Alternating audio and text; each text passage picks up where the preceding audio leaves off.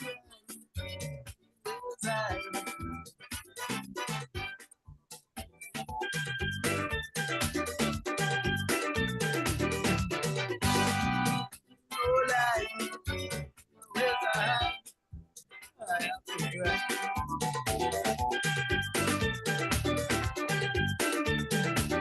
have stuck with you for so long. Gave you strength so you carry on. Won't lead you to what you are and protecting you from financial disaster. I have raised your children, educate all of them, and for me that was no big problem. But today I'm in difficulty, and no one seems to hear my plea. Now I struggle to keep afloat, but the debt is sinking the boat. I'm appealing to my country. Help me please get out of this misery. Yeah. So keep me afloat, don't let me go under. He's all how we go suffer. So keep me afloat. I pray there's a silver lining behind that cloud that passes. We must be strong. I'm getting on my knees. Somebody help me, please. Yeah.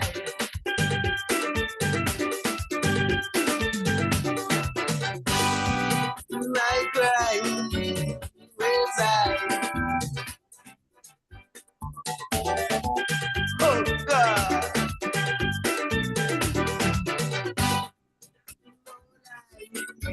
I have to cry.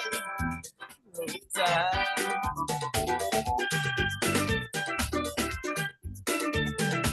I have helped with so many sectors, opened up many windows, eradicated poverty from our rural communities.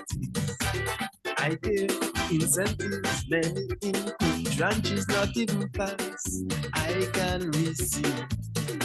Look, today I need some money, and everybody turning their backs on me. Them suppliers call every day, no fertilizer until I pay. Wake up with you, hélas bon Dieu, with the boy. Sauvez-moi s'il vous plaît, yeah. So keep me afloat, you have no replacement, there's little for investment. Yes. That is where I want to say a special greetings and welcome to all of you locked into that space at this time. That is the Civic Vibes space on social media. The time is just about 10 minutes past the good old hour of 6 o'clock in the Eastern Caribbean. And so whatever you're listening in terms of device, wherever you're listening from as well, whatever the time of space in your neck of the wood, a special greetings and welcome to you. Those of you in Dominica, the region and no further afield, blessings and welcome indeed. Yes, folks, it is that time again, Civic Vibes, where we're about to get into with you. And our special invited guest here, none other than an erudite brother, Mr. Errol Emmanuel, an agriculturist by profession. You wear many more caps, but at least we're going to have him pull off the cap this afternoon of being an agriculturist in Dominica. So a very interesting program awaits us here this afternoon. All I ask at this time is that you keep it locked to the spot that you got. And so make yourself feel very, very comfortable because we are about to get into a very informative program indeed. So yes, folks, having said that, let me move across to Alvin Thomas and say hi and hello to the brother. Yes, Lofty, good afternoon, good evening. Actually, it's 12 after 6. Pleasant good evening to you and to all our many folks who have already logged into the program. It's really a pleasure though, because you have those folks who I would say religiously log into that program. They wait for it. And I know when the program does not come on, how disappointed they are. It's part of their ritual now to wait on a Sunday evening at 6 o'clock and to log into the program. So I want to say a special good evening to all of those who are logged in already. And in a special way as well to lend my voice and welcome our guest, Mr. Errol Emmanuel, a son of the soil. I heard his presentation at the economic conference they had recently. summit in Dominica. And I too was much impressed and pleased with what I heard. And that brings me to the point that there are so many Dominicans all over the globe that are qualified in various fields. And it saddens me sometimes where we are, especially in the area of agriculture. I mean, Brother Errol, along with several others, I'm sure, are quite skilled and qualified in that area, and yet we are there struggling as we are with agriculture. So a pleasant good afternoon to everyone. Today's program is program number 28 so far for the year.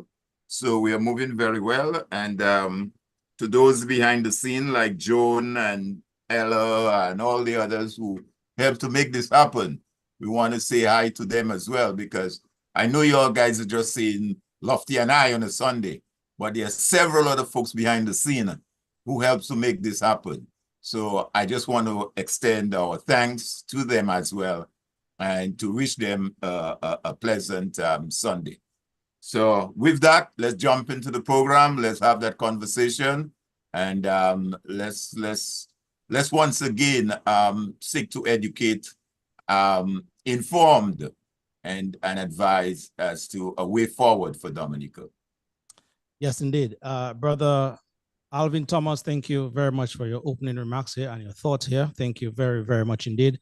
Folks, as I said before, we have Brother Errol Emmanuel in our midst this afternoon. He, I must say straight off the bat, is a very, very erudite brother, very instrumental in terms of the things that are happening here in Dominica, especially when he adds his voice to the topic of agriculture. He, Dominicans, was one of the presenters at the just concluded June Economic Revival Summit that was done here, spearheaded by the United Workers Party and the ERC in Dominica. And so what I promised you guys is that I will try my very best through Civic Vibes, that is, to bring some of the presenters, bring their voices to bear on their presentation, which they had sort of, condensed time to present. And so we'll be giving them that opportunity to go much more in terms of elaboration onto what they presented to us, and maybe some more as it pertains to the much needed information. So this afternoon, Errol Emmanuel is here, and he did a splendid, I must say, presentation on agriculture and our economy. And so this evening is in that vein that we invited him here to elaborate much more. Without much further ado and delay, let me say a special good afternoon to you, Mr. Emmanuel, and how are you, brother? I'm doing quite fine, praise God, Mr. Duran.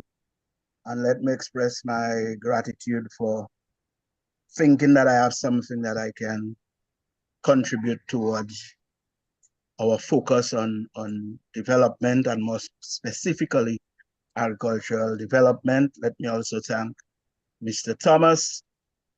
I remember Mr. Thomas' wife worked with us at the DBMC.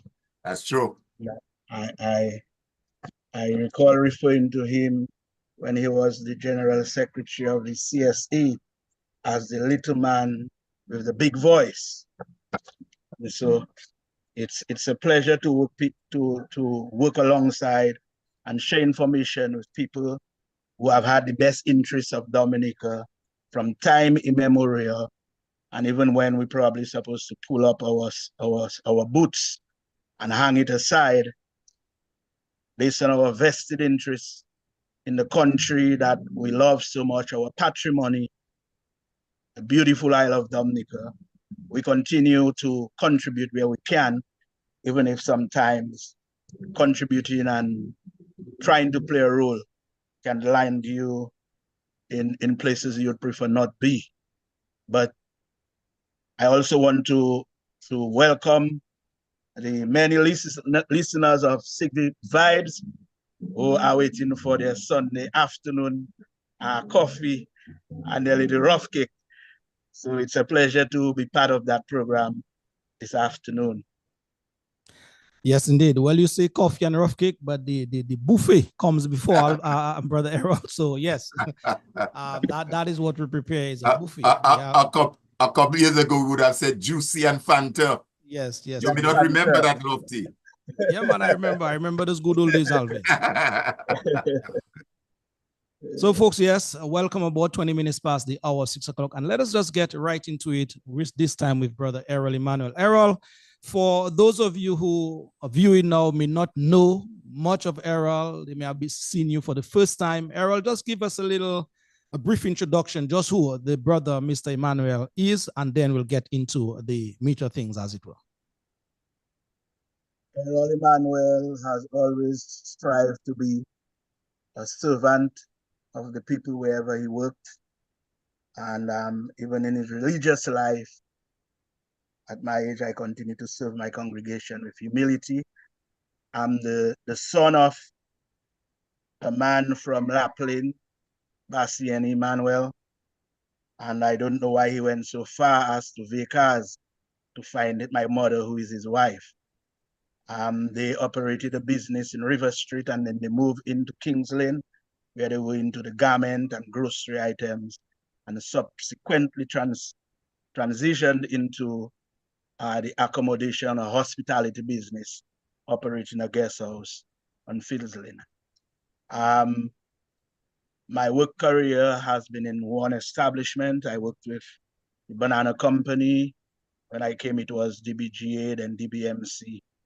And then when it was privatized, we had the Dominica Banana Producers Limited.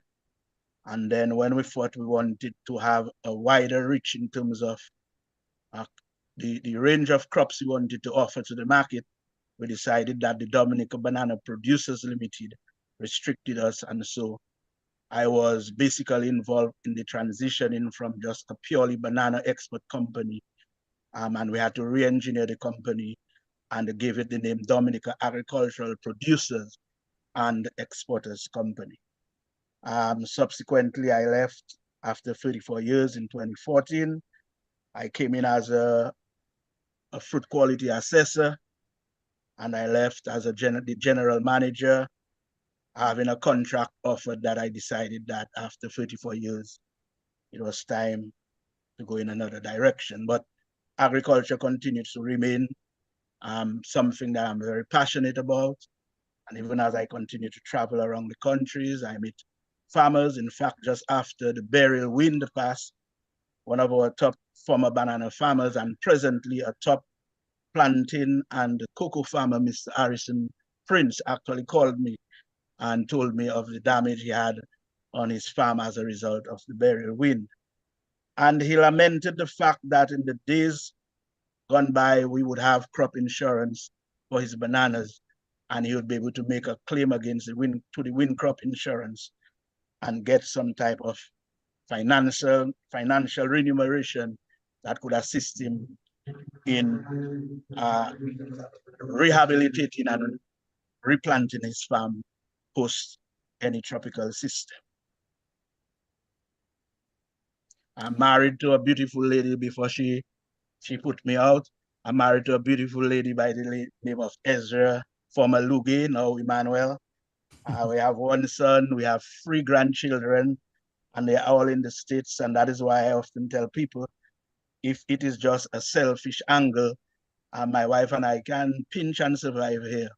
But it is about the total. It is about all of us having and seeking a more comfortable life in Dominica. And that's why I continue to stand. Yes, indeed. Alvin, thank you very much, Mr. Emmanuel. Alvin, any thoughts before we get into it? Well, not really. I mean, as I again want to compliment Errol. I know him very well. I'm from Fields Lane, as he might have been aware.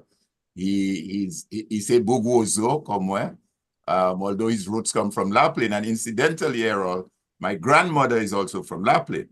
My grandmother was connected with the Itos. Main Rod Ito and Mamin Rod and Sikonsia, this is from Laplin, and moved to Roseau many moons away. And then finally migrated. Ted Daly, as you know, that was my grandmother's last child. It's my uncle. So we all Fields Lane people. We lived in Fields Lane for many years too. So it's really a pleasure to connect with you and to have you on the program. And like you, as you said, you made the point, you know, Errol, which is significant. There's so many of us, like myself. I mean, sometimes my wife and I get into a little ding-dong, because she said, man, every Sunday you have to be on that program, blah, blah, blah, blah, blah. But, you know, and it is because of the commitment and the love for my country. And as I always say, and I've said this on this program before, and folks may have heard me, I had the opportunity to serve in 3 different administrations. When I joined the service back in the 70s, I served under Patrick John, just the end term of LeBlanc going into Patrick. I joined the service in the early years of 75, 74, 75. And then thereafter, I served under Eugenia Child's administration. And then the last administration, which was the United Workers' Party, I served under that administration as well. I was the Assistant Secretary in the Ministry of Tourism, working with Norris Prevost. So I was the second person in line after the Permanent Secretary in that ministry. Set it up, tourism policy and all of that. So that's why when I sometimes, when I give a perspective, I'm giving it against that background. Having worked in 3 different administrations, I can tell you what obtains now, never obtained before. I'm telling you, I worked in the service. So it's a pleasure to have you. I'm looking forward to a very engaging conversation with yourself and our folks online who normally contribute immensely to the conversation. So let's hit the road running. Let's take the first ball. Let's see if you're going to score a 6 or 4 on the boundary. Talking about that today, I saw England lost that game against Spain, man. England lost again. It was a good soccer game, but we'll see what happens from there. So let's roll. It was always capped as the favorite to win. Yes, we're going to be attempting to explore the marketing and shipping options for agriculture. And if I'm to give a background, if we go way back to 1897, there was already a vessel called the Royal Mail, which made regular fortnight trips from the UK into Dominica. And according to the figures I have, in 1897, the trade had increased from 101.48 pounds in value from 1897, and by 1902 it had gone up to 250,000 pounds. We can say £250,000. And so as early as that, we have records of Dominica being involved in trading and exporting our products to the UK. We also had the services of a steamer, which was a 300-tonner. It was owned again by the Royal Mail Company under control with the government. And it did voyages to the north of Dominica, and fortnightly, it did weekly trips to the north and fortnightly trips to Martinique and St. Lucia and then back to Dominica. In those days, sugar was a crop of choice. Sugar was king and the major product of export. It declined, like the history of so many other crops, it declined and became a minor industry. On the old sugar estates, there was a changing of crops, and then we had cocoa and lime becoming the champion crops of choice on these estates. And it became the principal industry in agriculture. The export value, for example, of cocoa in 1897 moved from 18,221 pounds in value, and by 1907, it had gone up to 48,950. But the real money earner that drove the sector in terms of export at that time was lime. Lime was the largest export. We exported the lime as a raw material But since in those times, these English people recognized that if they had to make some additional money, they would convert the lime into other byproducts. And so they use the skin, for example, to do certain types of essential oils. They use the concentrate, which is sold as a lime concentrate. There was the lime juice cordial. And those of you who have been to England, you've heard about Schweppes. All the Schweppes, nice lime juice that people used to drink in England was as a result of limes that came from Dominica. And around, it came to a point where Dominica owned the crown as the largest exporter of lime in the world. And so agricultural export in Dominica is not nothing new.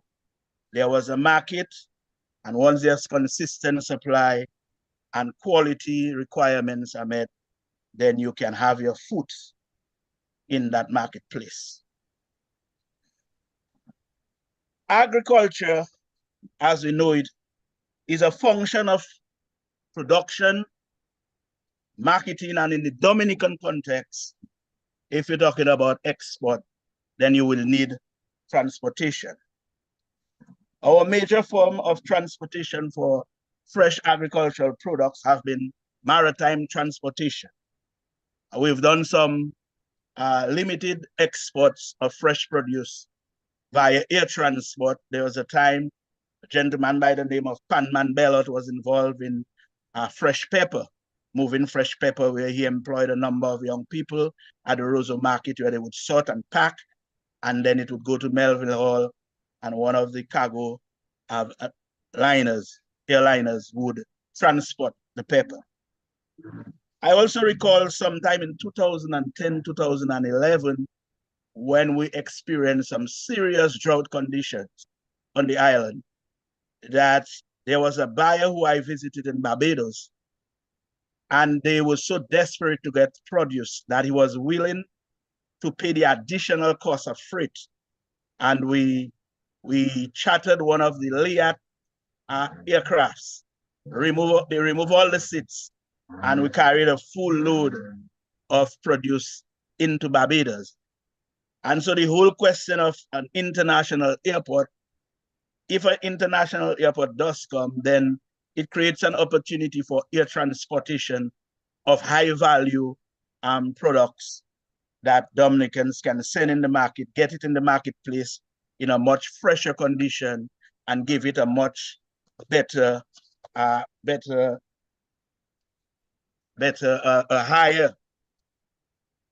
it a higher return, because it's a high value crop, can reach in the market and give it a much longer shelf life.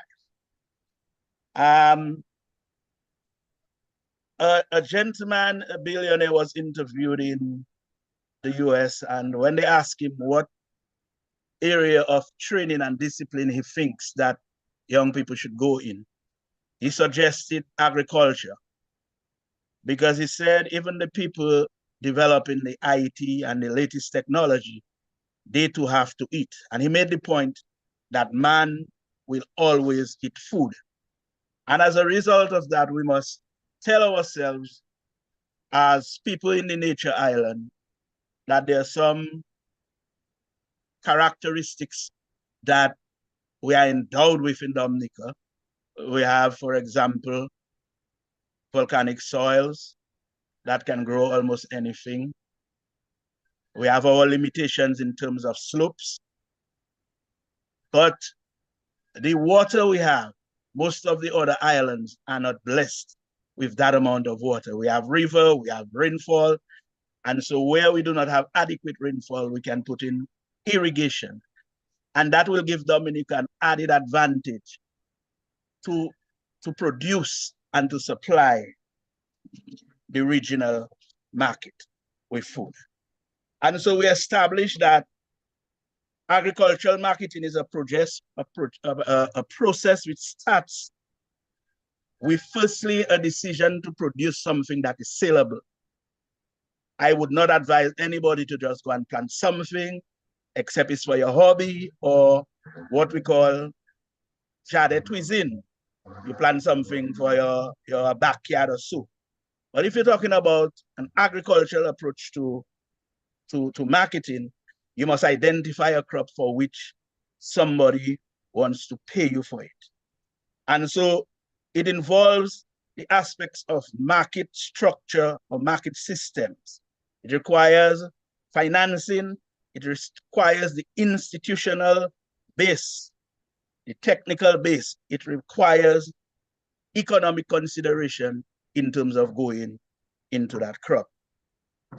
It includes the pre and post harvesting operations so that you can satisfy your market. It requires having an assembly point where the crop comes to a central place where it can be inspected, it can be graded, it can be packed, and it can be stored. Because you're talking about fresh produce, then you have to also talk about cold chain management. And that is where it is important that in agriculture, you have the appropriate infrastructure that can assist you in making sure that your product have the best and the longest shelf life possible. And so cold storage facility is another critical aspect of it. And so marketing concept is preoccupied with the idea of satisfying the need of the customer. And we have the old adage that the customer is always right.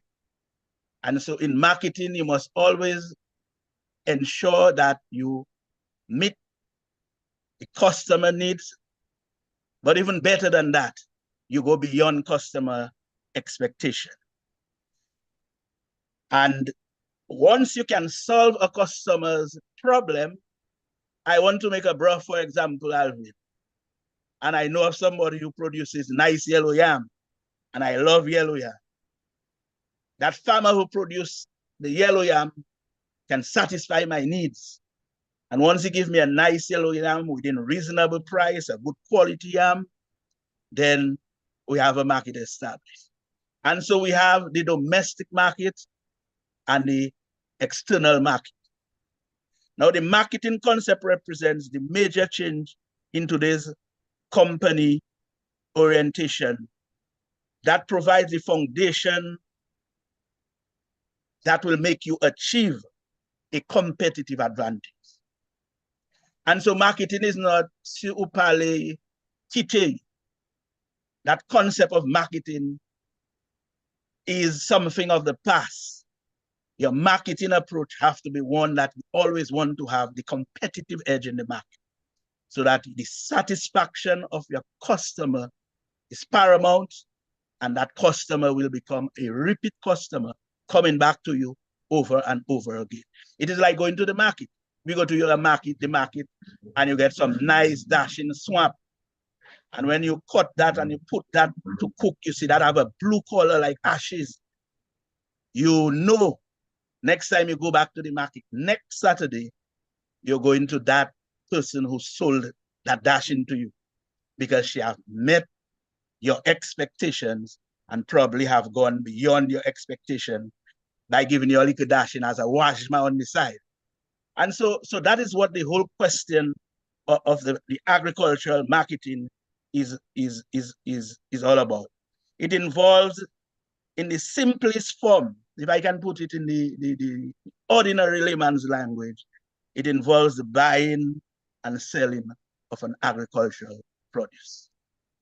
Somebody buys and somebody sells, and so you have a market being established. All right, but Brother Emmanuel, just before you go a little further into the whole marketing aspect of agriculture, let me just ask you, sir, how important do you think the whole agricultural industry now is to us in Dominica? You see, every nation has to look within itself. There's something a good friend of mine who now resides in the States always says. He loves that word. You must take an introspective view. And as a country, we have to take an introspective view as what it is we can do as a nation. What it is, first of all, we have done as a nation. in the past that have been successful? And are there lessons to be learned, and can we improve on what we've done in the past? And we will recognize that in terms of the rural economy, historically, agriculture have transformed the rural economy because of revenue from agricultural products that were exported. And so we know that there have been a changing of the guard as far as bananas are concerned. But do we still have an opportunity to sell some bananas in the region? Can we still have a niche market? We used to sell under the Fair Trade brand. Would somebody in the UK or somewhere else still be interested in taking a container or two of Fair Trade branded bananas?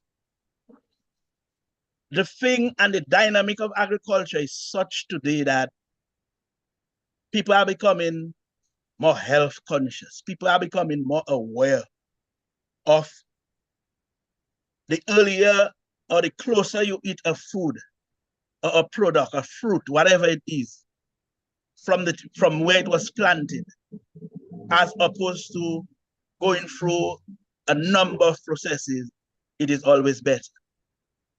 We are now hearing that there's so much benefit in things we took for granted before. Soursop have a market because of the health benefits and the fighting properties. Apricot is used in the culinary business.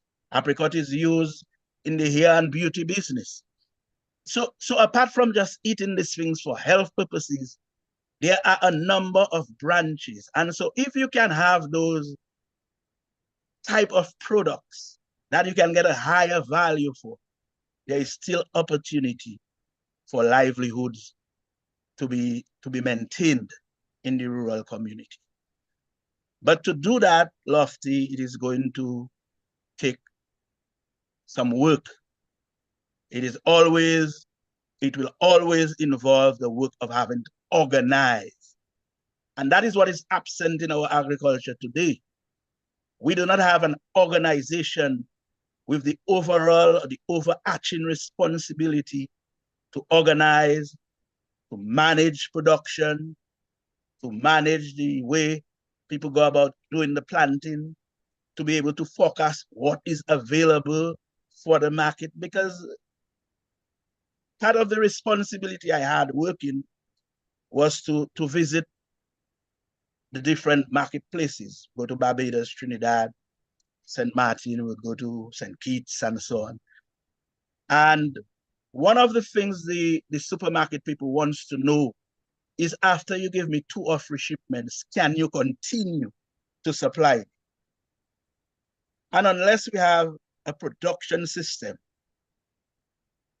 that is tied to information where you can know what is on the ground at any given time, you can forecast when it is going to be available, and so the market can dry. We hear about market-led, but if you don't know what is down in the ground, even if the market tells you they want a ton, and all you have is half a ton, you're not meeting the market demand. So to answer your question, we have people with the knowledge of agriculture. We still have farmers that can work. We have problems in terms of the age of farmers, and these are things we have to address as a nation. How do we get younger people to get involved and so on? But certainly, agriculture can still provide a solid livelihood for people, and it can play a significant role in our economy and in our development.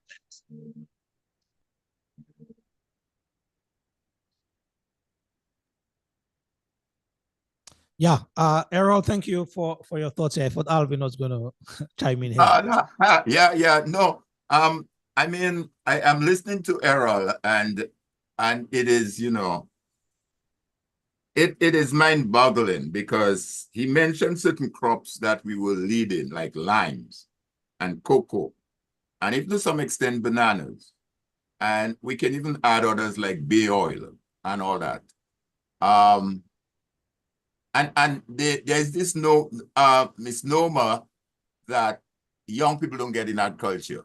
But the folks that are now older folks in agriculture didn't get there old. They came in young and they grew in it. So when people say young people don't get it, it's kind of, it's kind of because they didn't suddenly got old and got there. People like Mr. Louis and all these other folks who've been doing that for 30 and 40 years, they got in it when they were young. So my question is, and I like the fact that you said you met this individual who said that food people must eat. What do you think? And I hear you as far as what needs to be done, the marketing, the information, knowing what to produce, how much to produce. What do you think went wrong? Where did we get off the wagon? And how do we get back on track? Because that is the big question. Where did we get wrong? And how do we get back on track? Because these demands are still there. For example, I'm sure you are aware that coffee is expected. Coffee was a $92.7 billion industry in 2023. $92.7 billion. Coffee is projected to grow to $145.6 billion US dollars by 2032. Now, about 2 weeks ago, there's a program called TDN, TDN, or This Week in Interview. It's held every Wednesday by a Dominican guy, Anthony Drago, on TDN Radio. And he had a guest on his show, a young man, talking about coffee production in Dominica. This is a young guy. I don't put him no more than maybe late 20-something thereabout. Caucasian at that. He happened to visit Dominica right after Hurricane Maria, saw the opportunity, fell in love with the country, and is now actively involved in the question of production of coffee. And he's someone who understands the coffee market, who spoke very eloquently about the various brands of coffees throughout. And one of the points that he made was that Dominica coffee has its unique taste based on what you just said, our water, our lime, our land, we have something unique about us. So where have we gone wrong and how can we get the wagon back on the road? This is a very important question, and I will not sit and claim to have the answer, but I can say some of the things. Historically, what has happened is our agriculture have been a one-dimensional major crop and one or two tidbits around it. I think what we had to do was to grow the other crops along commercial lines to be part of the total basket. But at any given time, one or two crops would form 80 or 90% of the general revenue from agriculture.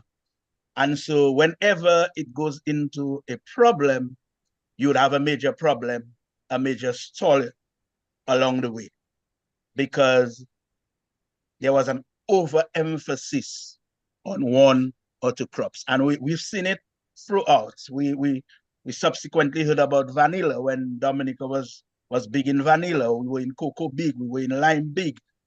And then we came into bananas, and bananas have the record of bringing in $107 million in 1988. And I can remember as a young man in the industry that every Friday looked like a month-end in Roseau because dollars was flowing. You would see people come down with their pickups, and I think as the market changes and the preferential treatment that we once had from our former colonial state came about, it placed us at a disadvantage, and we may not have transitioned or re-engineered our agriculture quick enough so that we could withstand the downfall of whatever. Historically, the same thing keep happening and happening. I think now it gives us an opportunity to see what are the crops that we can grow. And given that agriculture now is slightly going to be different because of the serious impacts of climate change, we have to even think differently.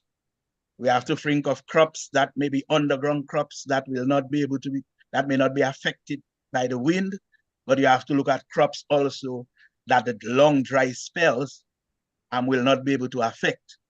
And so there are a number of crops. We have to look at a basket of crops that can take care of the climate issues, but also there's a demand, there's a high value, and crops in which we can have added value. One of the mistakes we've made is that we've been hewers of wood and carriers of water too long. And that we have been selling the cocoa, the same cocoa when we were champions in cocoa, selling the cocoa to Europe, where they don't grow a tree. And then the producer would probably just get 5 or 10% of the price of a chocolate bar. So the people who is adding value would get 90%, on which they would take out what they pay for the cocoa, which is negligible, their packaging, their processing, and so on, their marketing expense. And 90% of that chocolate bar would be in their hands. And so we have to look at our agriculture in a way where we do not only sell raw materials, but as far as possible, we do certain levels of product conversion. You may not have to go to the final state. For example, in chocolate, you don't have to go to finally making a chocolate bar. But we have people here on island who are making excellent chocolate. There is Cocozo, there's a Limbo Ambo guy in Salisbury. There's a gentleman, Mr. Napier. There's the Merlin Shillingford up in the Layo Valley area making excellent cocoa products. We have people who have so we are seeing a change where our people are becoming more entrepreneurship, or they are becoming entrepreneurs, and they are beginning to understand and study that we can take that raw material and add some value to it. And so that is where I think we may be. Also, one of our weaknesses is we had not sold the success stories in agriculture sufficiently well enough. I remember when I was going to Lapland. Lapland was basically a plantain production area. But somewhere along, they went into bananas, and they had a cooperative. They had a cooperative plant, and then they expanded in bananas and do very well. I saw the effects of the transition, in which the farmers who once had wooden houses, they started building concrete houses. They started buying their pickups. They started sending their children to school. And that was as a result of having a crop that they could rely on every week to sell once they meet the quality requirements. And they were very successful farmers, but we always looked down on agriculture as, boy, if you do well in school, I will have to let you go in the garden. And that is not what agriculture is. Agriculture is a science. Agriculture is the oldest profession. Just give me a second. Let me see if I get some light. It's the oldest profession.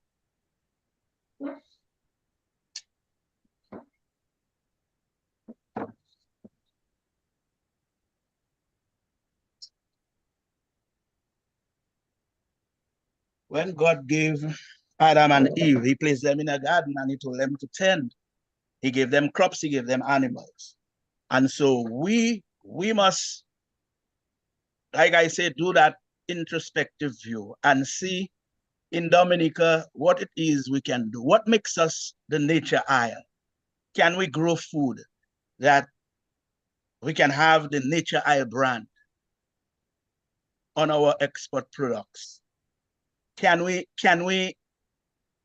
develop cuisine for our tourism sector, like Jamaica is doing?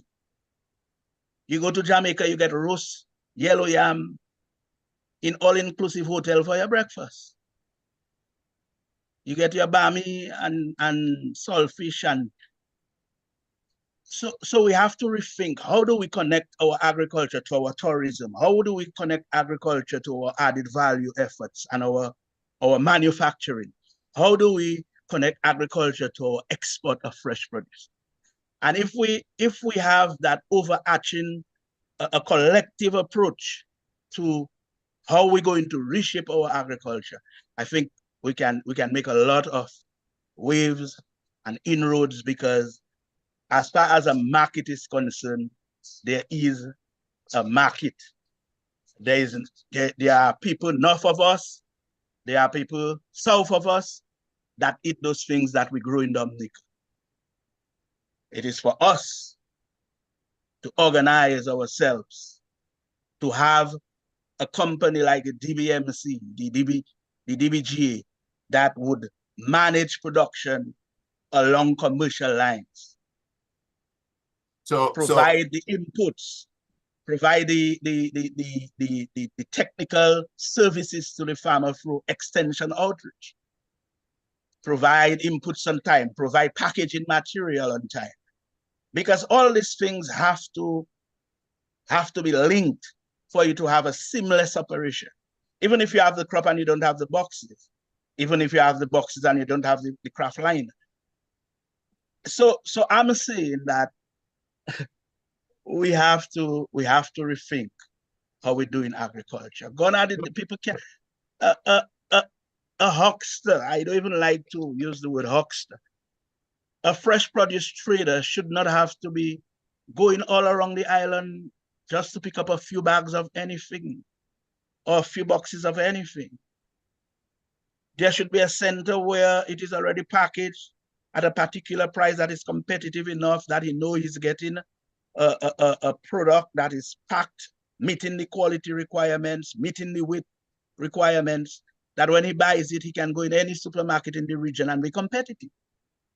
And unless we go that route, we will just be, like I said at the summit, be involved in a scattershot agriculture approach. So Errol, let me and I fully endorse what you said, but let me push again. All what you've said there speaks to policy decision. Some persons, a group of persons, have to do what is necessary for us to get just what you've talked about. So there are several stakeholders that come to play. And how do we get that policy decision in place to get that? I know I'm kind of pushing, but no. Alvin, you are 100% on point. You are absolutely correct. The absence of policy in any sector, subsector means there's nothing guiding it. It is the policy that guides what happens downstream. And in the absence of policy, then you have a Sakitape game. Sakitape, is not a structured game. You get the ball, you bowl. You get the ball, you dribble. You know when we used to play our Sakitape in the Windsor Park, you get the ball and you dribble until somebody else get the ball and you dribble on. There has to be structure. When you're talking about a proper football match, you have to have a referee, you have to have linesmen. It is structured. And that is what policy is required to do. To have an industry, it has to be structured. What we have now is not well structured. And the banana industry, there's a banana act. There's a fresh policy act. When we used to give farmers money from what we call their input cess account, there was an act guiding you as to how the person qualified for that. The farmer had to be producing 10 tons per acre. He had to have sufficient inputs in his warehouse for a next application. And then when you add up what the value of that would be, then he can get some of the additional funds he would have in his account. That was a clear policy. So when a farmer comes to withdraw on his cess, no officer was doing him no favor. for you to think, I like that to the officer because he's minister, doing no me a favor. parliamentary rep. There was a written policy. It's just like duty-free. Duty-free in agriculture is not something that happened yesterday. Duty-free in agriculture have been existing since Eugenia Charles. I think along the line, they added hucksters because hucksters is involved in the agricultural trade, and I'm fully for that. But there was a policy guiding duty-free. I served on the agricultural duty-free committee for quite a number of years. When I left, I was the oldest serving member at the time in terms of number of years served on the duty-free for agriculture.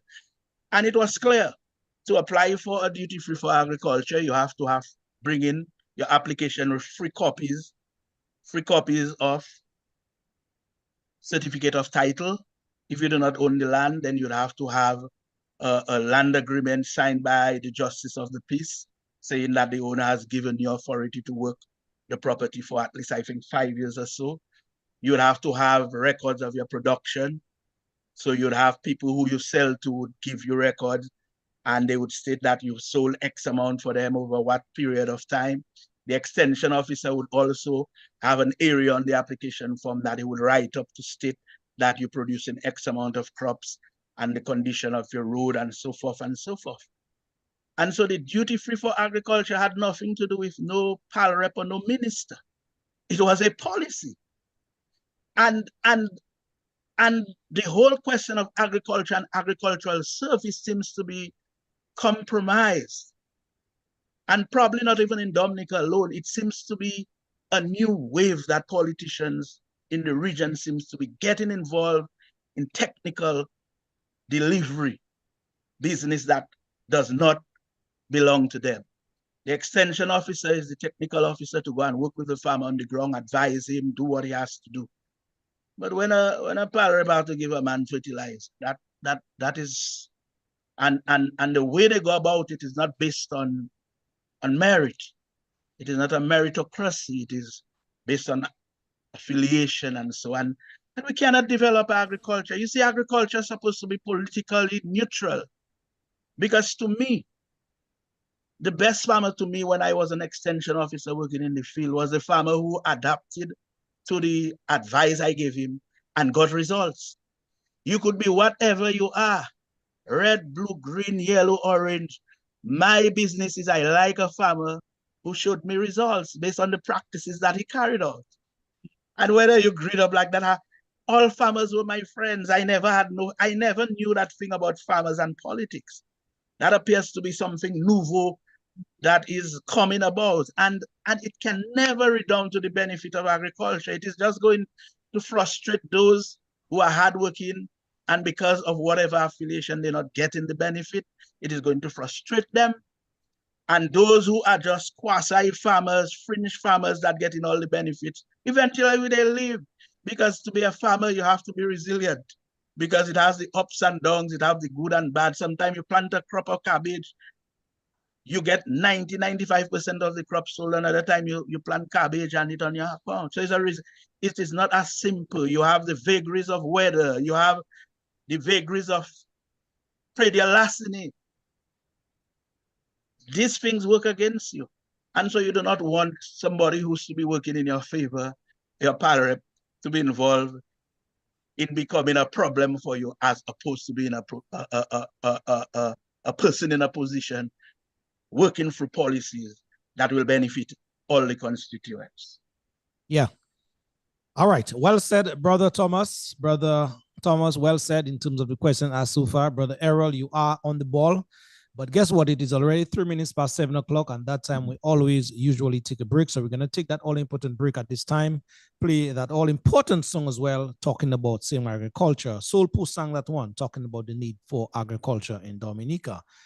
Folks, when we come back from the break, your calls are welcome. The telephone numbers are already plugged into the chat, and Alvin and myself will take some of your comments or questions and punch it at Mr. Errol Emmanuel as well. Let's take that break. We'll be back in just a bit. The agriculture ministry is the bedrock of misery. Today we have turned our backs on the land. The foolish man builds his house upon the sand. But there was a time when we were proud of our agricultural exports. Now we are ashamed because we black marketing our passports. But we must embrace agriculture before we promote tourism. Everything has its place, its time and its season. As the world economy continues to fall, soon the tourist boats won't come at all. Then guess what? Jump high, jump low. We must go back to the sun. Jump high, jump low. We must go back to the sun. Yes, indeed, folks. That is Soul Post, our brother from the Marigot constituency, singing this one. We must go back to agriculture, indeed. The number of you already here on the live feed, thank you very much for your eyes and ears each and every time.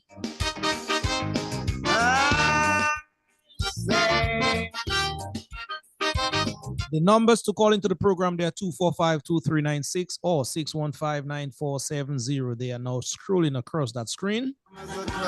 And so please make use of those numbers after the break.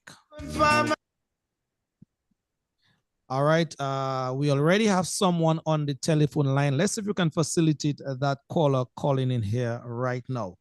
Caller, yes, good evening to you, and how are you? Welcome to Civic Vibes.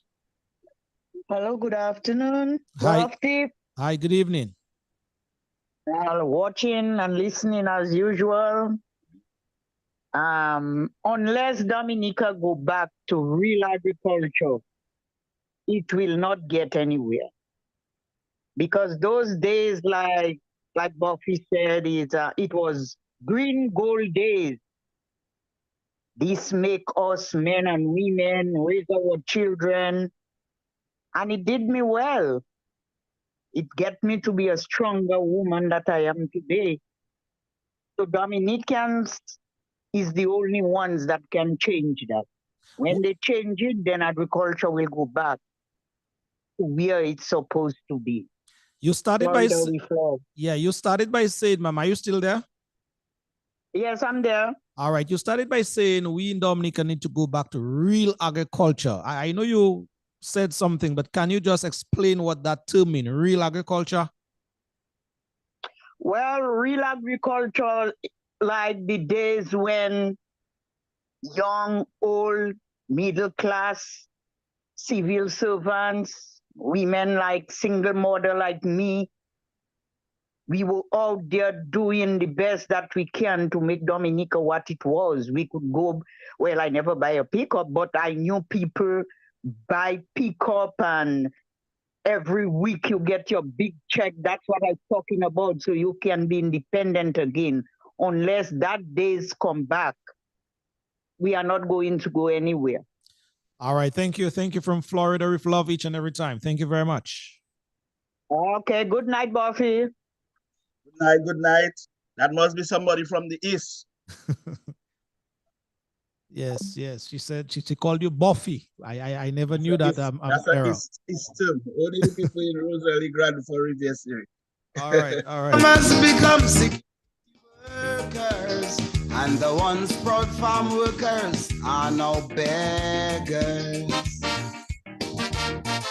Old farmers remember it when banana was king and the farmer was the big boy of the corn. We want to give kudos to the brother Pat Aaron. Minister wants the agriculture for putting pen to paper on this one called The Farmer's Cry. Sure as what goes up, it won't be too long.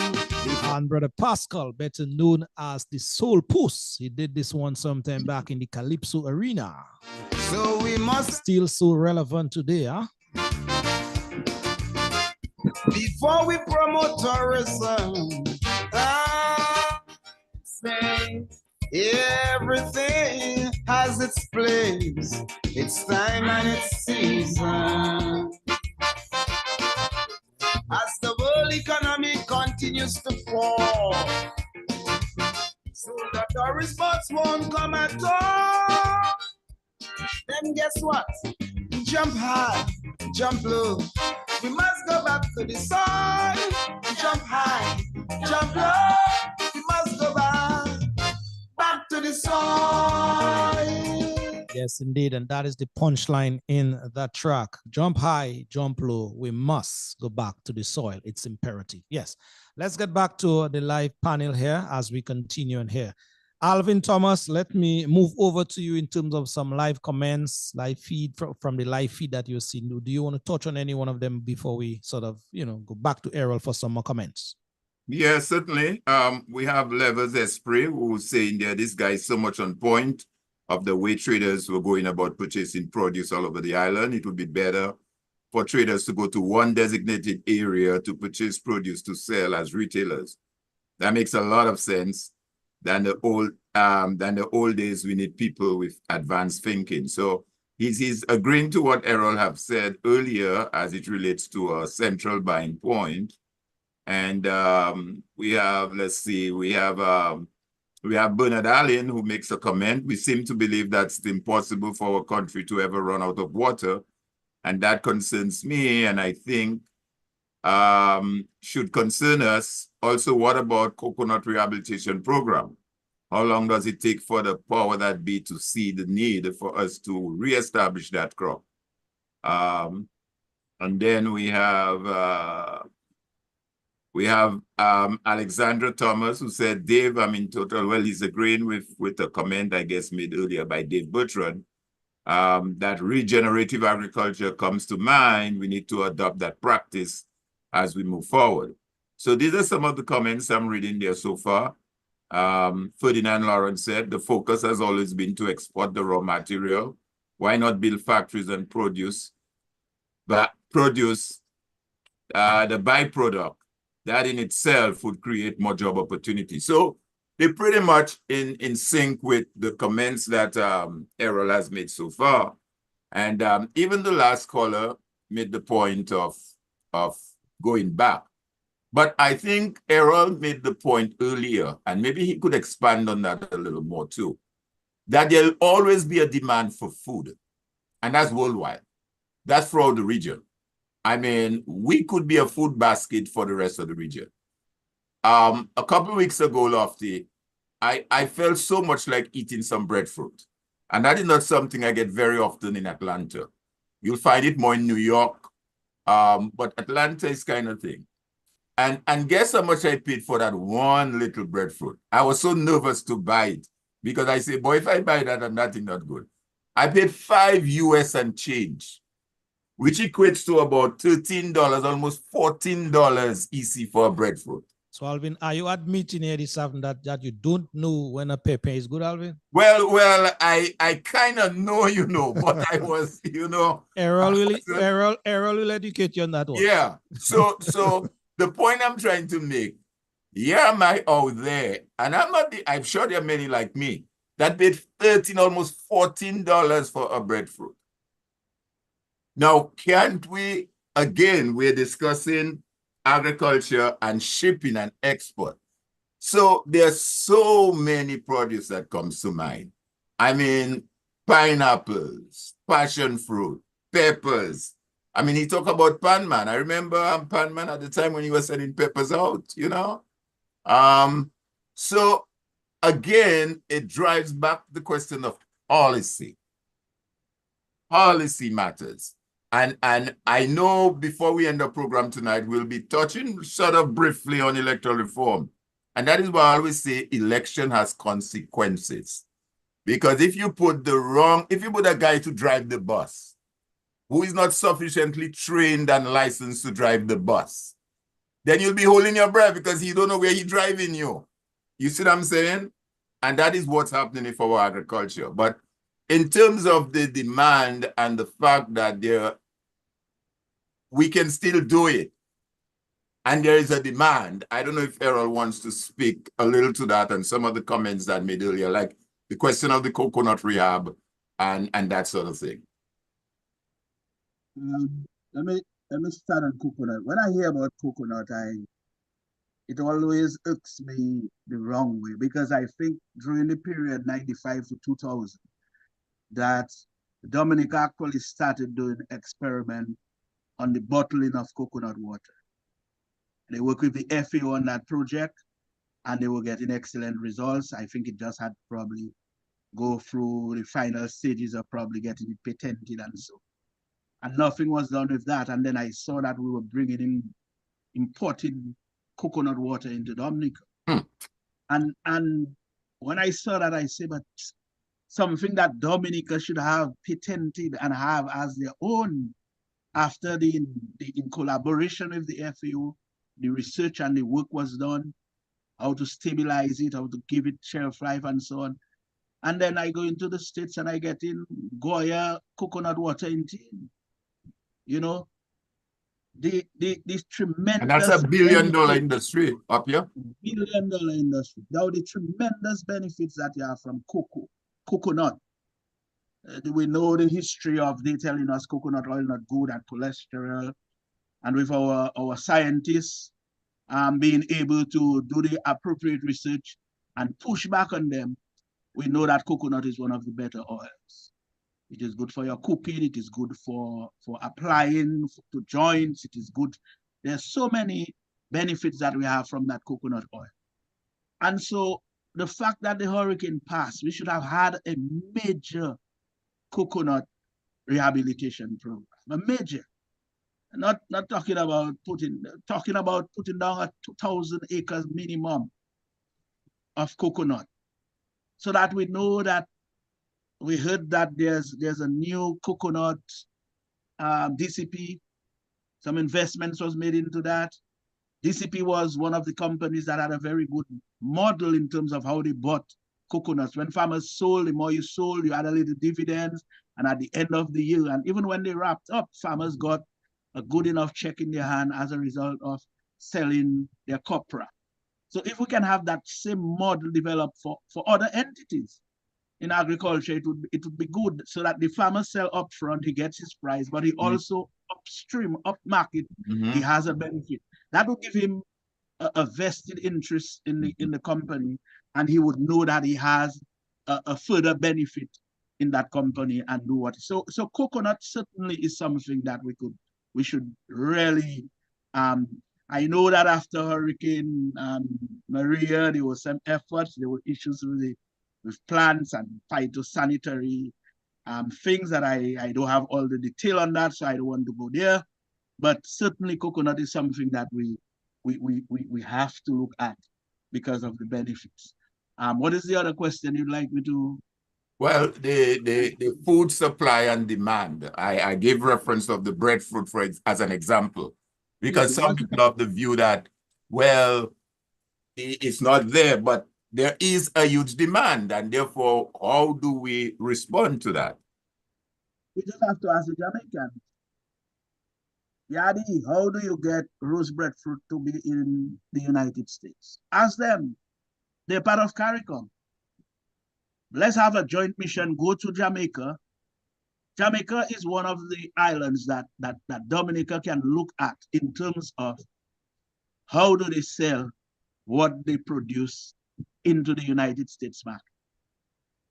Jamaicans, for example, put 10 guava leaves in a bag, plastic bag, with a simple label stating guava leaf, number of leaves, and that is $1.49 US.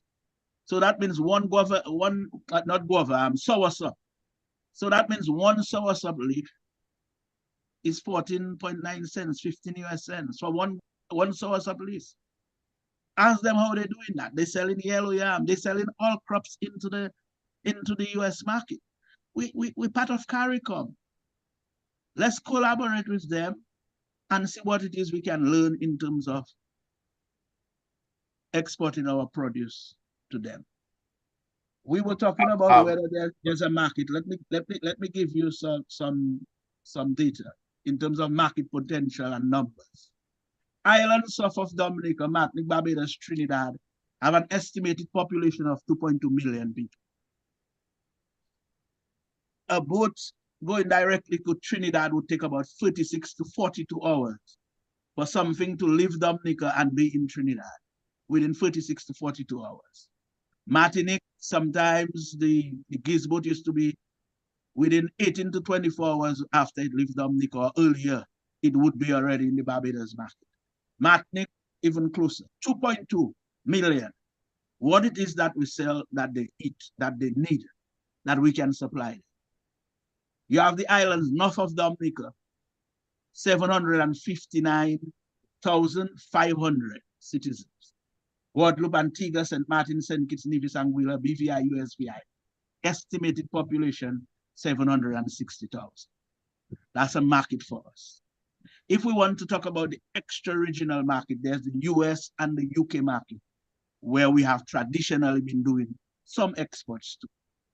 And there we're talking about the purchasing of container loads. I remember once, whilst at DAPEX, we had to do a shipment of ginger, a container of ginger to a buyer in Miami. And it was the first time that our company, moving from bananas and doing other crops, got that order. We took a week and something to put that together because we had to sort it into small, medium, and large. And 3 days after receiving that container of ginger, the buyer is asking, can I get 5 containers of ginger? Wow. But we do not have the production on the ground.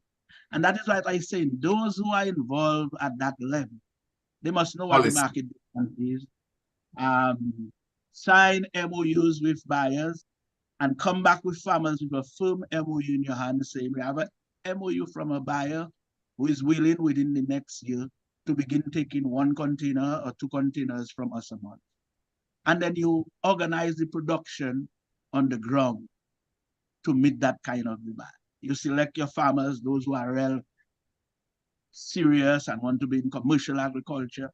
Because one of the things we have is sometimes there are farmers who, they have just a small volume of something and they want a big, big price. The farmer who has a large establishment, he understands his business is about selling volumes. And he can afford to probably take a few cents more. And that few cents more might just be what makes you penetrate the market. So we have to look at all those angles in terms of satisfying ourselves in the marketplace.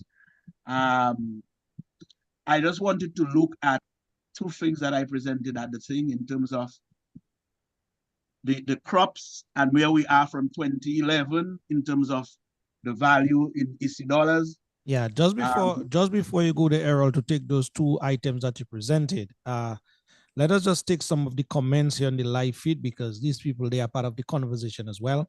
Dave Bertrand says here, Dominica needs to reclaim the palm trees, which was sent to Florida for their safekeeping. Yeah. Ronnie, Rui, Matthew writes, everything Dominica did before to gain an income and be independent, Roosevelt's carrot has destroyed it. You can only work for the government. Ronnie, some of the sentiments that you're expressing in part, Civic Vibes cannot vouch for the authenticity of it, so we'll not go down that road to repeat some of what you say, but we get the point nonetheless in terms of the destruction of the Dominican psyche as it relates to their work ethics. Yeah, thanks for that. Bernard Allen says coconut plants can be resilient through hurricanes. After Hurricane David, we had coconut trees cut down.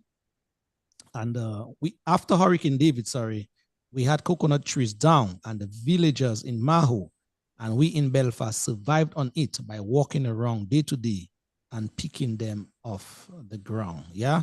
Marshall Lauren says here, good recommendation and good advice. Indeed, I guess that is something you said, Brother Emmanuel, in terms of the discussion. Yeah. So I just wanted to plug that in as some of the comments, some of the people listening and the contributing. Yes.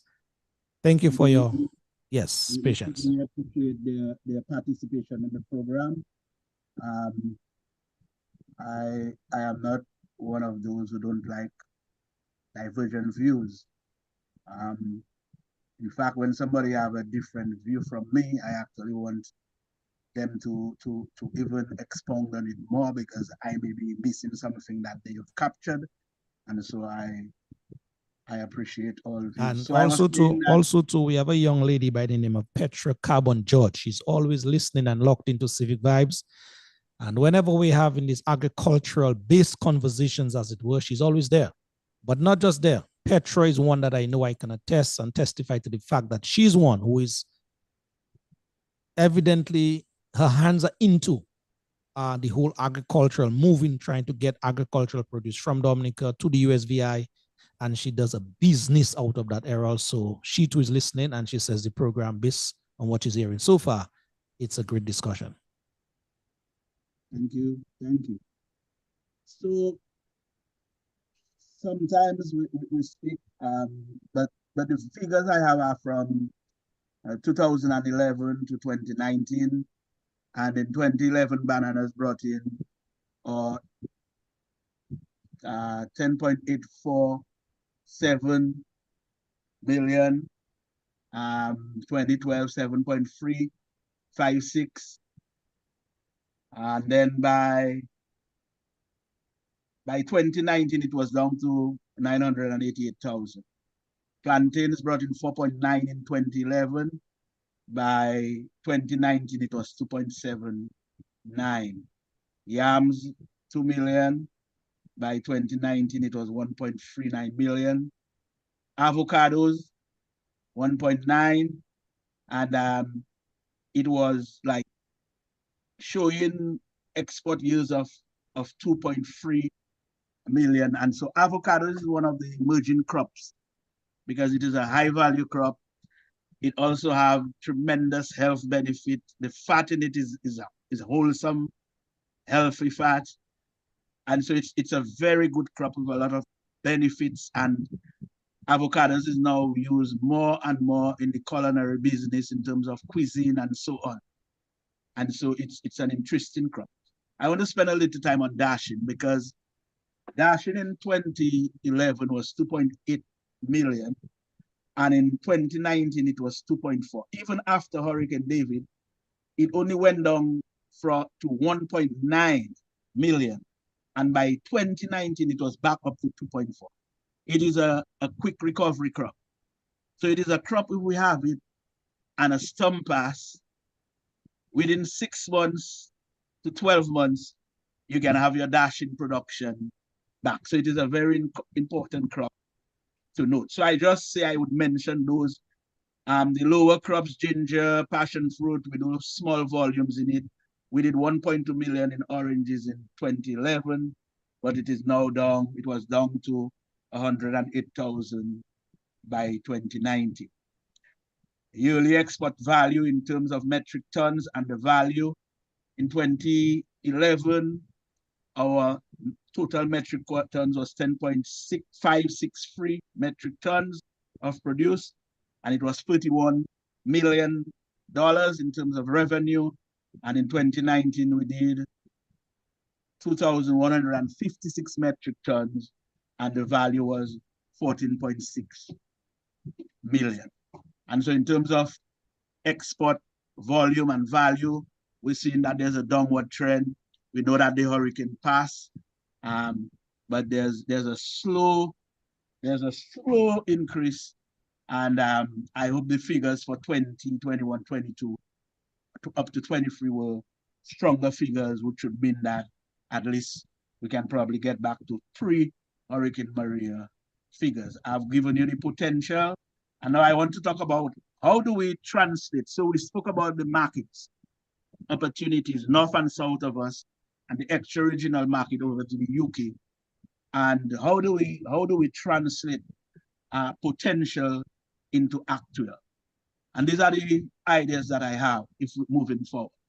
We need to reestablish a corporation, something like the Dominica Agriculture Corporation, whatever we want to call it, as a public-private entity with responsibility for driving commercial agriculture. I'm talking about commercial agriculture. Not you have that, now you have that. No, we know we are organizing the production to satisfy a demand. So first of all, reestablish a corporation that is a public-private, what they call PPE entities. The model should be designed to give the producer benefits along the vertical chain of the business and not just have the farmer as a seller. What am I saying? We need to give farmers interest in terms of at the first end of selling to them, give them the best price possible, but upmarket, have something like the DCP, where there's some dividends. So at the end of the year, they have something else expecting. So that will give them a type of loyalty in terms of supplying. One of the issues we get from the exporters is that sometimes a farmer will sell to you, but if another one offer him a few cents more, he will sell to you, paying him the highest price. That system that we suggest in there, this DCP model, can also help in terms of loyalty supply. Next, I would say we can look at introducing some type of lane on your crop. So somebody have a certain acreage, you have a certain amount of crop, you can give them a line of credit based on what they have established on the ground. We need to make major and deliberate investment in young farmers recruitment program. I said deliberate. So at the school level, even at the primary school, we have to start to introduce the whole concept of agriculture. The secondary schools, the sixth form college, we have to get our students to understand and move away from the idea that agriculture is just about dirty in your hands. Agriculture is more than that. It is science driven. I went somewhere to buy some fertilizer and I was questioning as to what are the grades they have based on what I wanted it to do. And these are the things we need to know and to understand, that it is a science. So we need to have a major and a deliberate investment in our young farmers, because if we're going to replace the farmers as they age, then we have to have something catchy, something that can attract them. The state need to recognize that there need to be continuous investments to farmers as partners in the industry. A farmer is a partner in the industry. Farmers often invest a lot. And so we must make the major investments required in terms of the infrastructure, how the farmer get to and from the farm, the pack house infrastructure, the on-farm infrastructure that he requires for farm certification. Everybody talking about farm certification. It is a tool that can give you an added advantage in the marketplace, because there are guidelines that you follow in producing the food. And so if anything goes wrong, there are records that people can go back to and see what you did in the production of the food. So we're talking about farm feeder routes, investments in that. We're talking about investment in irrigation. There's an irrigation system in Castibus that was, and the benefits that should have been derived from that, I'm not sure what happened. There was also one in Calibichi that was done, and we have not realized the benefits of that because they are there and they are non-functional. We need to have proper input storage so that the farmers can get the required nutrition needs for the farm and the other farm inputs. We need to have proper distribution networks, and we need to have proper farm transport so that the farmer can transport his produce to and from his farm. We need to look at production of planting materials. We hear about tissue culture, bananas, tissue culture plantains. These are excellent, but we can do the same thing for a number of other crops, so we can have rapid multiplication of planting materials and make them available. And hope that people who have certain links will not be the ones as on the priority list to get those planting materials. But the people who depend on it for their livelihood should be prioritized when plants are produced, and not those who have certain influence. Establishment of agricultural team workers. You provide some farming implements, brush cutters, post hole diggers, and a number of other farming equipments, and you have farm team workers that can go into a farmer on a farmer's plot of land and in a day they can dig 2,000 holes with a post-hole digger for you. So in 2,000, in one day you have 2,000 holes. That's almost 3 acres of banana or plantain or whatever crop you have with post-hole diggers. So we can have to look at using small farming implements, motorized farming implements that will increase the work efficiency and also be more attractive to younger people. A man like to know you're operating, he's an operator, you're operating a machine, as opposed to have a digger in his hand, digging. So these are the kind of things we're talking about. We must determine the local demand and the export demand for different crops, and then design and establish the planting schedule to meet those demands. We must determine and we must target high value crops along with crops that are resilient. We must explore the possibility of crop insurance.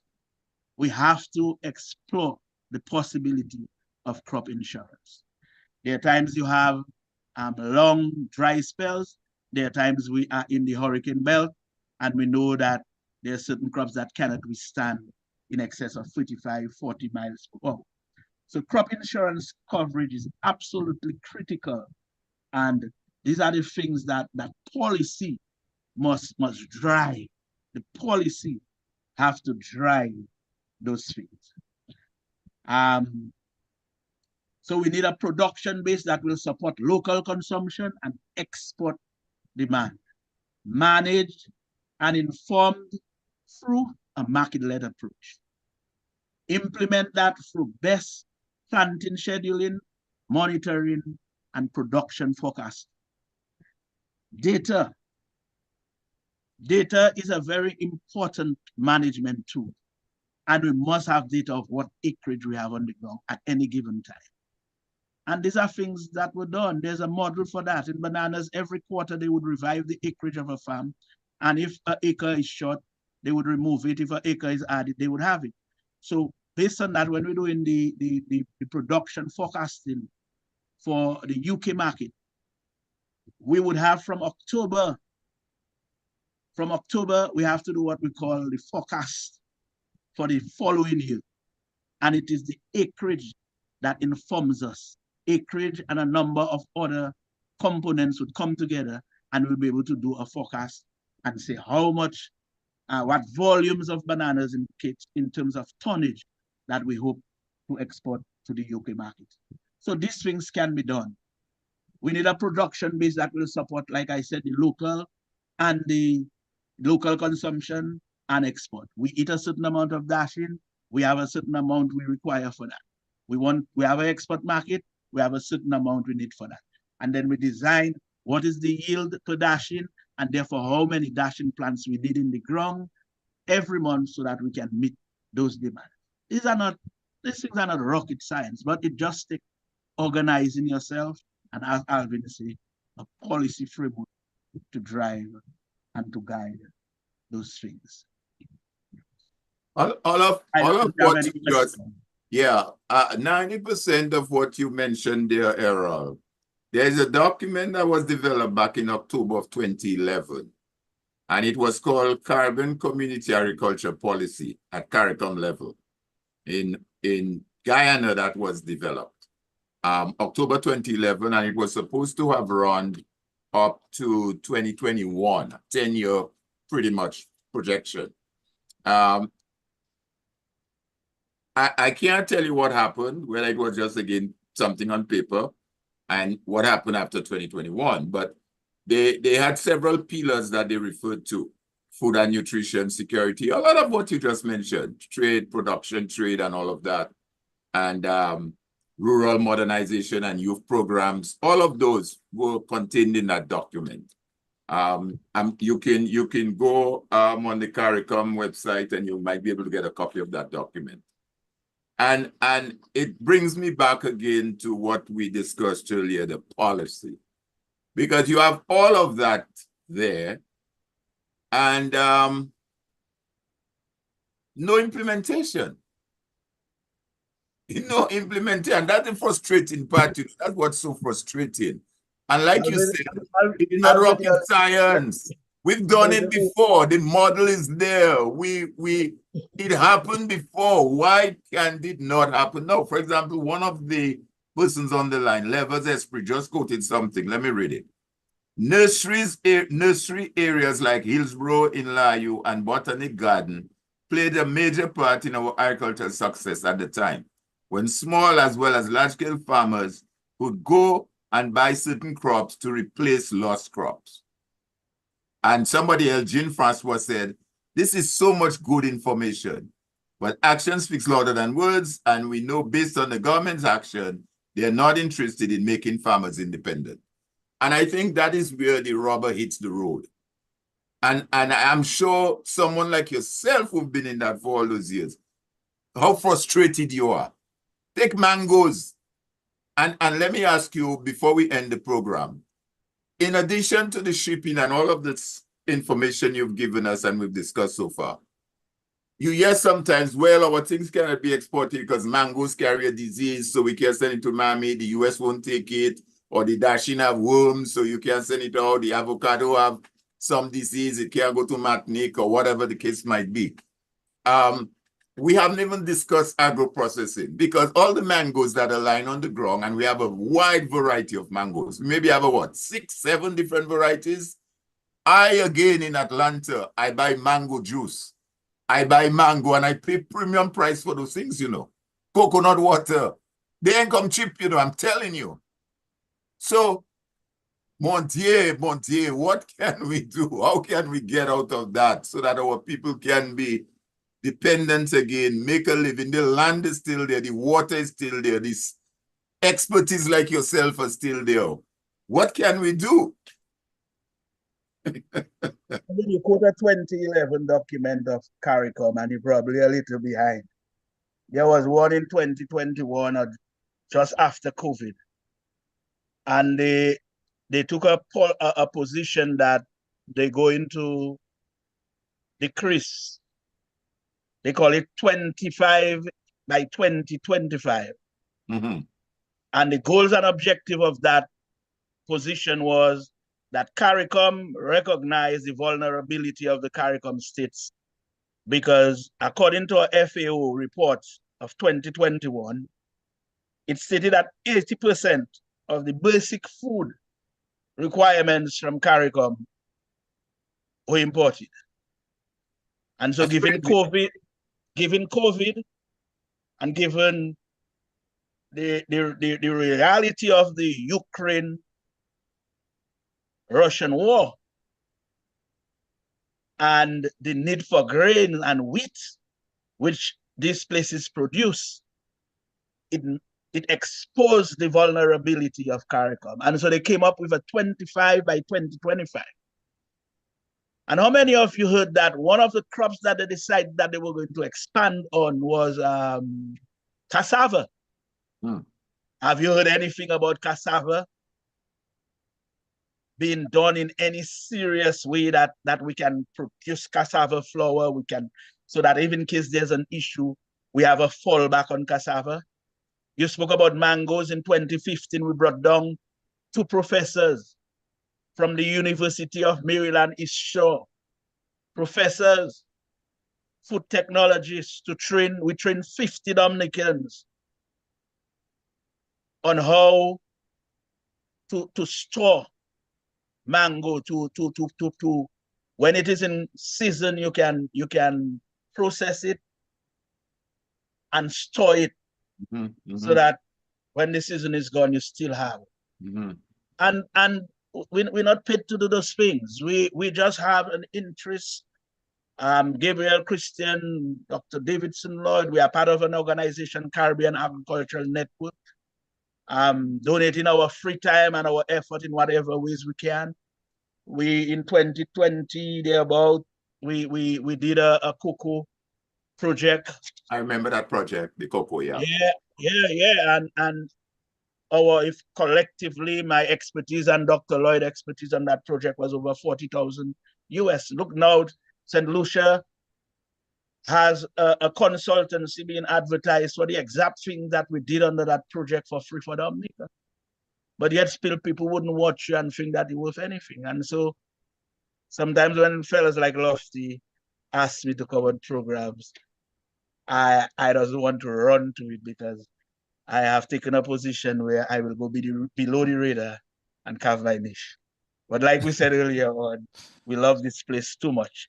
So there's this 25 by 2025. In Dominica's case, if I'm to give you some figures of 2022, our meat import is $33.7 million. What is our strategy nationally to say, okay, in 5 years' time, we're going to cut that down by 20%?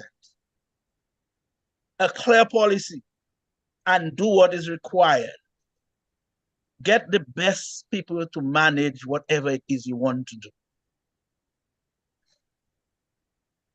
Cereals imported into Dominica, $25.5 million. We have farine. We have banana we can use to make banana cereal. We have sister nuts, the legendary sister nuts that have made over 30, 40 different byproducts from bananas. How can we utilize her skills so that we can cut down those import bills? Fruit and vegetable, $15.26 million. Beverages, $25.35 million. Dairy, 18.28. You raise in the days, Alvin, when there would be a lady with a big silver container passing. Oh, yeah. Selling milk. Yeah. Yep. We used to sell our milk. You get that. We used to have cows that produce cow milk, that bottle of milk, whiskey bottle. When you put that to boil, Alvin, you would have a nice quem on top of that. Yeah. We are saying these are the kind of things we need to focus on. Fish, 5.49. Coffee and tea is 3.42 million. What it is we can do to erode some of that money that is being exported overseas.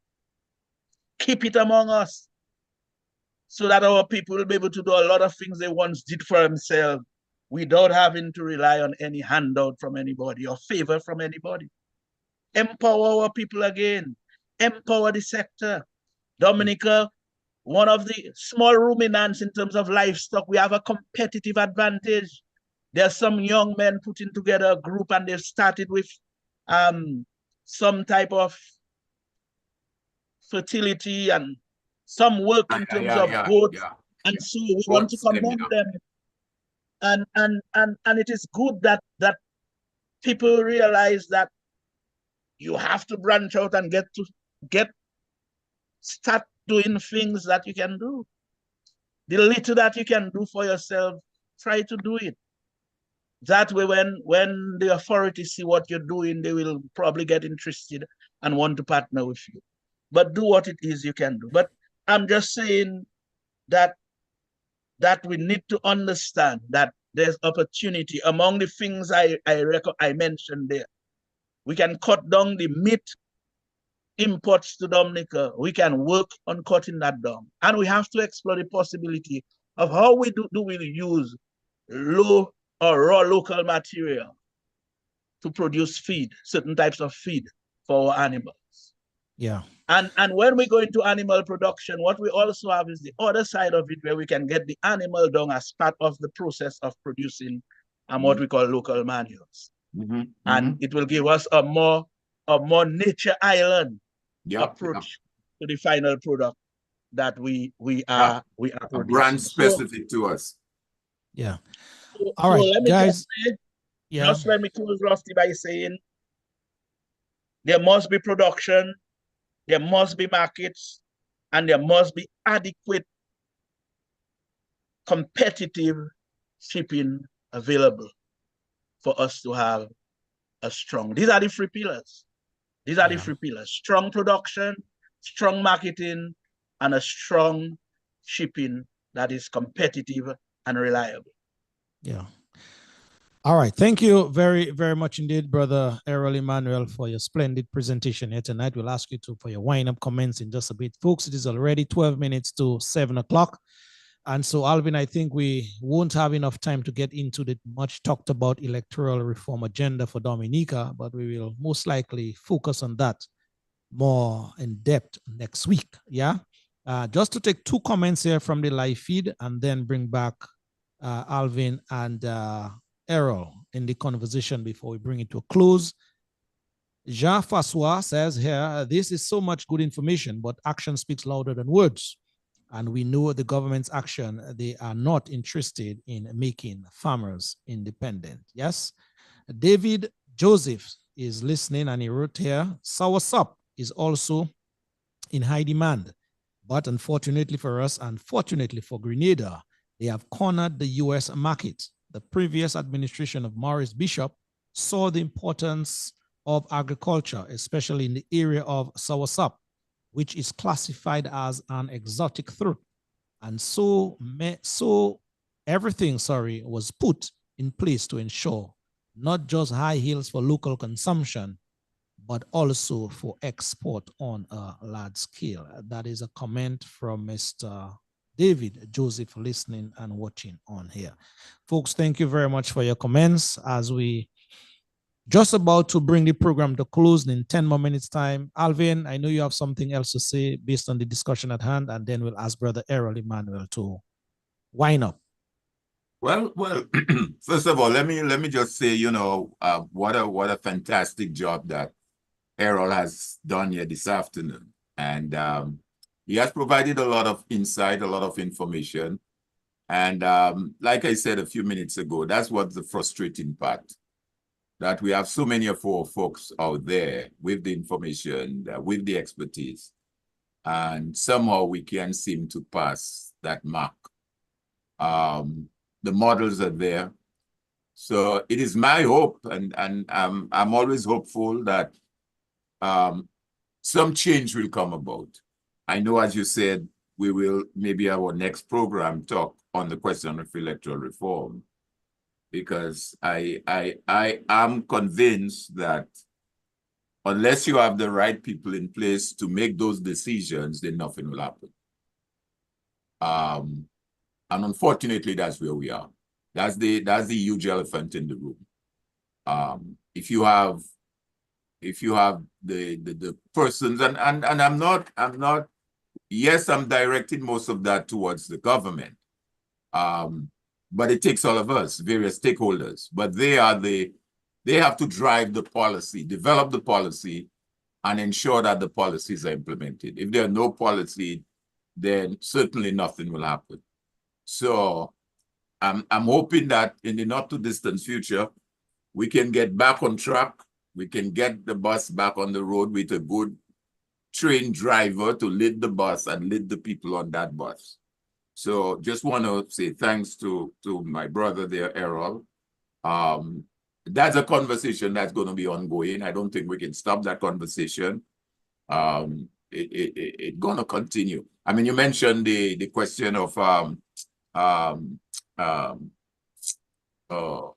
the livestock, for example. I mean, if you may have read the last Director of Audit's report, where she reported on the abattoir, an abattoir we were supposed to have in operation, and the deficiencies that she discovered when they did their investigation. It's so disheartening that we don't even have a functioning abattoir to deal with our livestock situation. So there's so much that is at risk. But again, thank you. And like we say, we do that here on Civic Vibes, so we can provide information and also look for some solutions as well. So that's all I'll say on it right now. And again, thank you, Brother Errol. Pleasure hearing you. Yes, indeed. Thank you. Thank you very much, Alvin. Errol, let me just read something here from someone who is always tuned into the program, and that is, he goes by the name of Arundel Thomas. You know this guy, right, Errol? That's one of my mentors, one of my teachers at grammar school.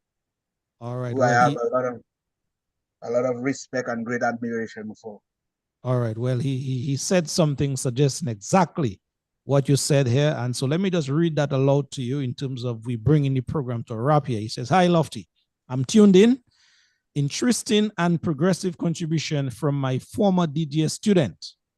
He is articulate and intelligent, a competent, development-focused government would make good use of his experience and expertise."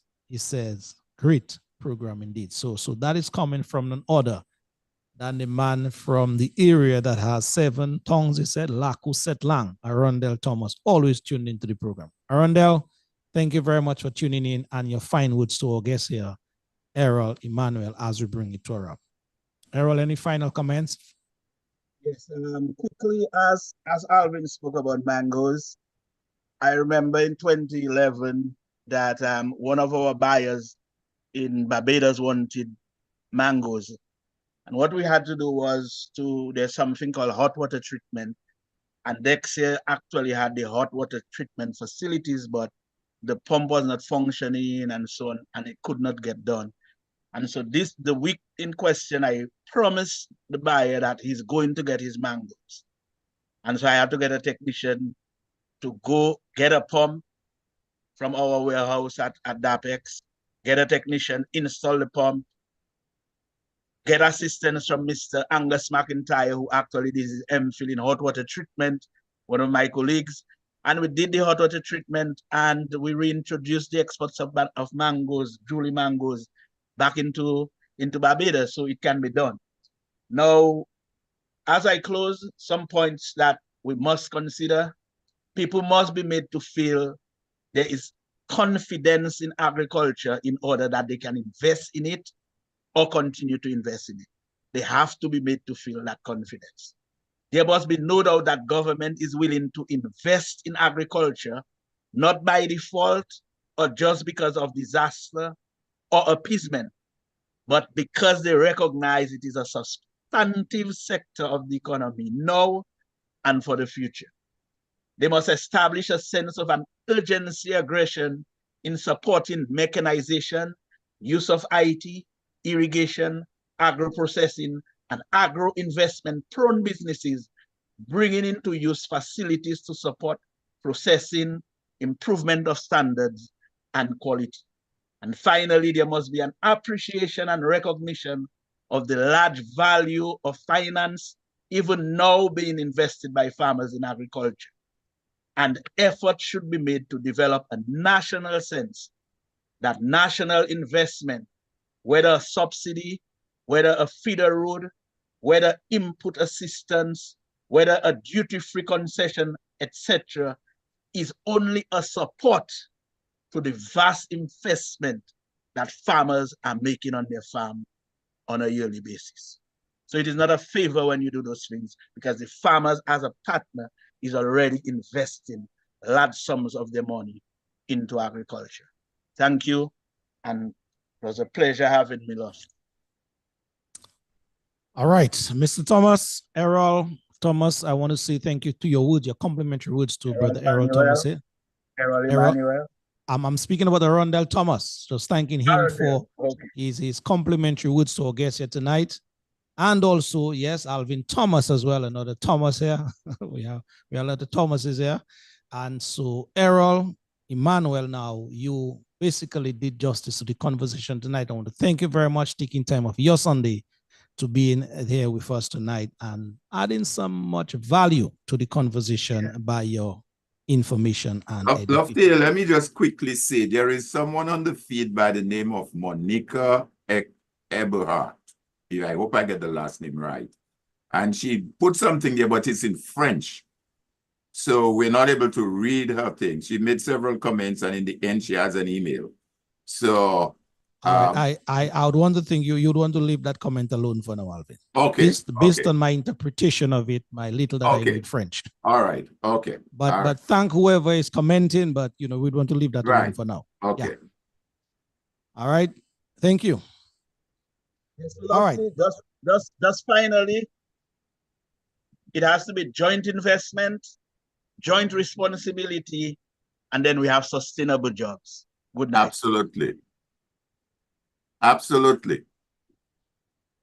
So Again, thanks, man, Errol. Thank you very much for your thank you very much for your contribution.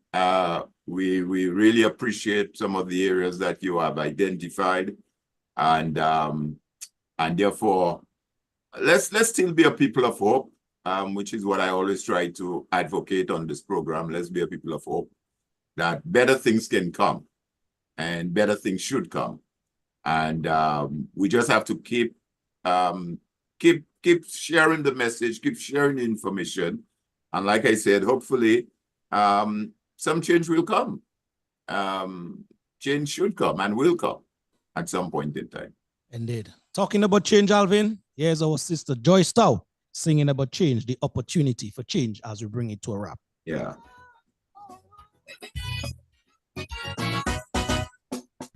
As a true Dominican, I really think we could make it. But as a people, we have to learn to commit. The journey ahead will never be smooth and sweet. But as an ambitious nation, we have to be upbeat. I know we have done it before, so we can do it again. All depend we endured, but pride we have to maintain in order to create a better world. Every living soul has to play their role. We have an opportunity to change things around, an opportunity to change things, an opportunity to make Dominica strong. We have an opportunity to change things around, an opportunity to change things, an opportunity to make Dominica strong. We got to stamp out the devil, stamp out all evil, jealousy, not by me, certainly. We got to stamp out greediness, stamp out wickedness, jealousy, not by me. So, folks, yes, that is it. It is now 8 o'clock here. And that is how we want to say a pleasant good night to you wherever you are. We want to thank our guest here tonight, Brother Errol Emmanuel, who made this program a very worthwhile one, worth listening indeed. Change. Opportunity for change, says Joy Stout in sound. Very, very apt as we bring this program to a wrap. I remember the love and unity that we once shared. Starting from the home, the children would be prepared. Goodness was a daily part of our living. This society would be part of our children upbringing. We used to eat everything we grow and grow everything we eat. But smiling faces would glow and the people will real this street. We need to go back to where we were. Otherwise we'll witness things we never seen before. We have an opportunity to change things around. An opportunity. So yes, folks, that is it for us. Till we see you next week, same time, same place. Strong. So from all of us at Civic Vibes to you, we bid you a pleasant good evening. Change things, an opportunity to the multitudes of you still locked into the program, thank you very much each and every time for your eyes and ears. Stamp out cruelty, jealousy, not by we, certainly. We got to fight hypocrisy, all conspiracy, jealousy, not by we, certainly. Tomorrow is the first day. The rest of our life, let's make tomorrow the first day of the rest of our life. We have an opportunity to change things around, an opportunity to change things. So from Alvin, yes, Alvin, Thomas, and myself and the Civic Vibes crew, we want to bid you a pleasant good evening. Bye-bye. We love you. Let's take the last verse from Joy Stout and we'll bring it to a wrap.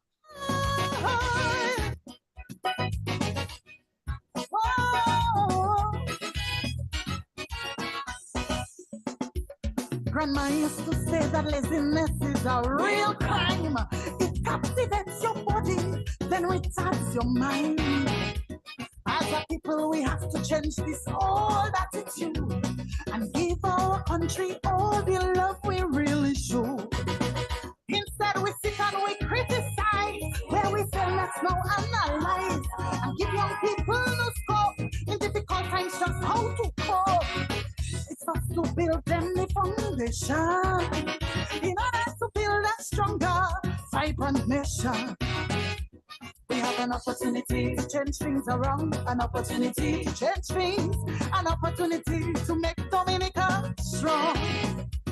We have an opportunity to change things around, an opportunity to change things, an opportunity to make Dominica strong. We got to stamp out crookedness, stamp out all slackness, jealousy, not by we, certainly. We got to stamp out the negative, what's unproductive, treachery, not by we, certainly. Tomorrow is the first day. The rest of our lives, let's make tomorrow the first day of the rest of our life. We have an opportunity to change things around, an opportunity to change things, an opportunity to make our country strong.